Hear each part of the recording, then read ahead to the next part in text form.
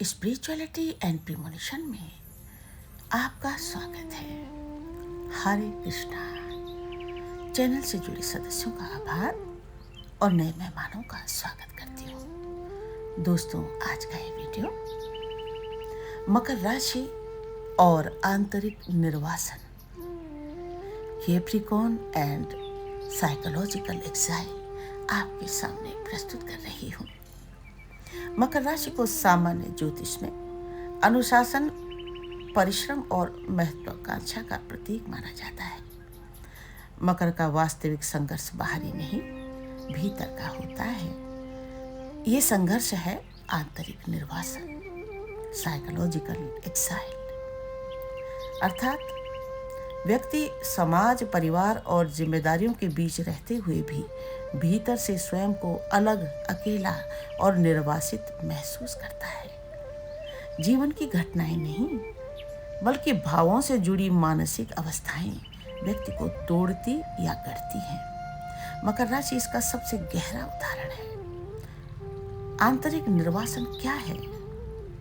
आंतरिक निर्वासन का अर्थ ये नहीं कि व्यक्ति घर छोड़ दे या समाज से कट जाए।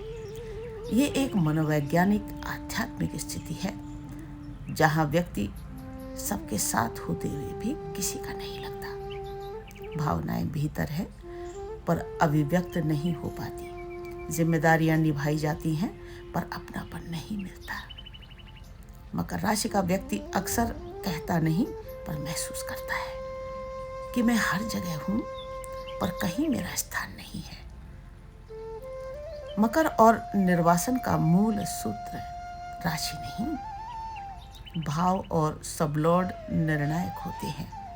मकर राशि का स्वभाव तब आंतरिक निर्वासन की ओर झुकता है जब लग्न या चंद्र मकर हो और संबंधित सबलॉर्ड 12वें भाव या 8वें भाव या 6वें भाव से जुड़ जाए। ये संयोजन व्यक्ति को जीवन के मंच पर खड़ा तो करता है, लेकिन भावनात्मक दर्शक बना देता है। मकर राशि बाहर से कठोर, भीतर से निर्वासित। मकर का शासक ग्रह शनि है। शनि केवल दुख नहीं बल्कि विलंब, दूरी और आत्म अनुशासन का ग्रह है। शनि का प्रभाव मकर को सिखाता है, पहले कर्तव्य, फिर अधिकार, पहले सहन, फिर कहना। इस क्रम में भावनाएं पीछे छूट जाती हैं। धीरे धीरे मकर सीख लेता है कि मेरी भावनाओं का कोई समय नहीं। यहीं से आंतरिक निर्वासन जन्म लेता है। परिवार में रहते हुए भी पराया क्यों लगता है मकर? जब चौथे भाव का सबलॉर्ड 12वें या 8वें भाव से जुड़ जाए तो व्यक्ति घर में रहते हुए भी घर से बाहर महसूस करता है। मकर राशि के जातक अक्सर परिवार की रीढ़ होते हैं पर भावनात्मक केंद्र नहीं बन पाते। उनसे अपेक्षाएं बहुत होती हैं पर सहानुभूति कम। इसीलिए मकर भीतर ही भीतर ये मान लेता है कि मुझे समझा नहीं जाएगा। सामाजिक जीवन में मकर का निर्वासन। बाहरी दुनिया में मकर जिम्मेदार, विश्वसनीय, अनुशासित। पर जब 10वें भाव का संबंध 12वें भाव से बनता है तो व्यक्ति समाज में भूमिका निभाता है पर पहचान नहीं पाता। मकर सबके लिए जरूरी होता है पर प्रिय कम।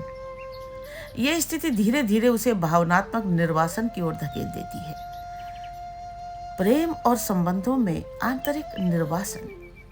7वां भाव संबंधों का है। जब 7वें भाव का सबलॉर्ड 8वें या 12वें से जुड़ता है तो संबंध बनते हैं पर गहराई नहीं आ पाती। मकर प्रेम में भी कर्तव्य निभाता है और स्वयं को खोलने में डरता है। उसे भय रहता है कि अगर मैं सच में खुल गया तो टूट जाऊंगा। इसीलिए वो संबंध में रहते हुए भी भावनात्मक दूरी बनाए रखता है। आध्यात्मिक दृष्टि से मकर का निर्वासन। मेटाफिजिकल स्तर पर मकर आत्मा को तपस्वी आत्मा माना गया है। ये आत्मा सुख भोगने नहीं बल्कि समझ विकसित करने आई है। आंतरिक निर्वासन दरअसल संसार से नहीं, अहम से दूरी का प्रशिक्षण है।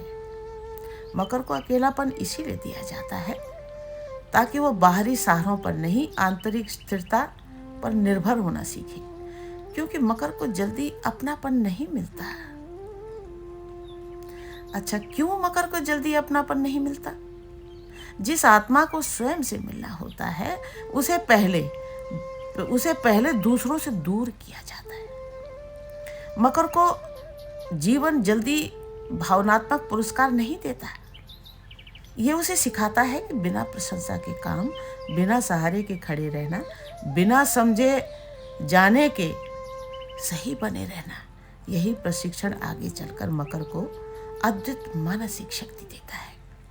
आंतरिक निर्वासन का फल जो मकर इस अवस्था को समझ लेता है, वो भावनात्मक रूप से परिपक्व, निर्णयों में स्थिर और आध्यात्मिक रूप से गहरा हो जाता है। जो नहीं समझ पाता वो चुपचाप टूटता रहता है।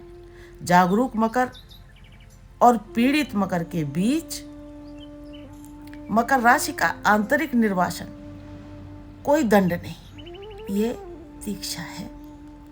ये आत्मा को सिखाया जाता है कि तुम भीड़ में नहीं, अपने भीतर खड़े होकर जीना सीखो।